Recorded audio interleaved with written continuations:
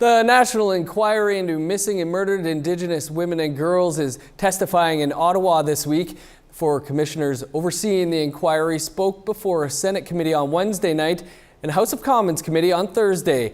It comes amid widespread concern over the internal disorganization and tensions that threaten to compromise the work they're undertaking. Joining us now from our Ottawa studio is Commissioner Michele Audette. Commissioner, thanks for joining us. Dennis.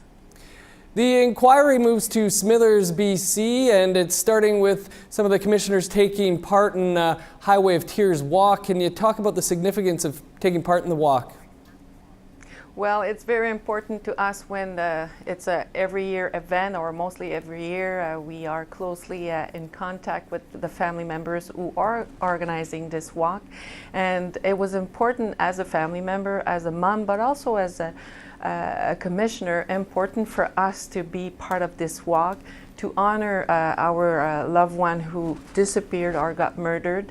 And also it's symbolic because they're doing this just before the hearing, and I have to say their hearing, so I don't know how to tell you how I feel, but there is something very strong in my feelings and emotion. Very excited. Commissioner, during testimony in Ottawa, there's been some blame for the way some of the things have been going, placed on government bureaucracy. Can you tell us a bit about what that means? Well, does that mean, yes, there is that reality. We explained to the media and to the Senate and members of Parliament yesterday and today that we were facing when we did the startup with some bureaucracy policies and all that, that maybe not affect a ministry or a department, but for any inquiries, which is our case also with this national inquiry, we are facing that. But we have to remember also that beside this reality, amazing work was done since day one. The relationship that we are trying and doing right now by building with the families and survivors, regardless of what you mentioned, and the amazing work also that we're doing with the research, the community visits that we had all summer, and finally having those expert panel and hearings all the fall. So I think it's amazing. We were hearing computers that staff are using are not on the same system, more than a year after the inquiry launched. How are things like that hampering the process? Let's remember many years ago, our First Nation communities or Inuit communities or people, the Métis people, we used to work with faxes, so things were happening. So we quickly realized that yes, it's a challenge. Technology is not at the rendezvous, but it didn't stop us. We use our personal phone, we use our personal internet or personal computers to reach out with the families, to stay connected and making sure that they are aware about the process. It wasn't easy, but I have to say that because we were so creative, we ended, regardless that, doing what we were supposed to do, and we're continuing today to do that, to stay connected. You're investigating past police investigations, including the RCMP, the Ontario and Quebec Provincial Police Services, Thunder Bay Police. Do you plan to look into other policing agencies?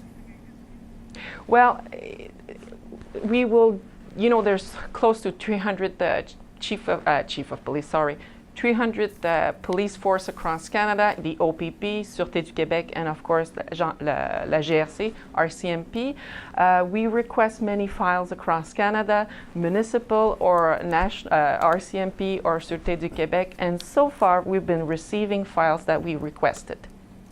There have been some reports, and we've heard that there's some tension maybe between yourself and the lead commissioner. Is there anything to those reports? Myself? Yes. Or the commissioners? Amongst the commissioners in general, yeah. Oh, okay. No, not at all. I mean, oh my God, it's the first experience. I had many experience in the past that we had to work with boards or with groups, and it was always amazing, and I acknowledge this. But this time, for the first time, I see that since day one, even if we disagreed on the issue or action to be taken, it's always, always in a respectful way. We never close a door or slam a door.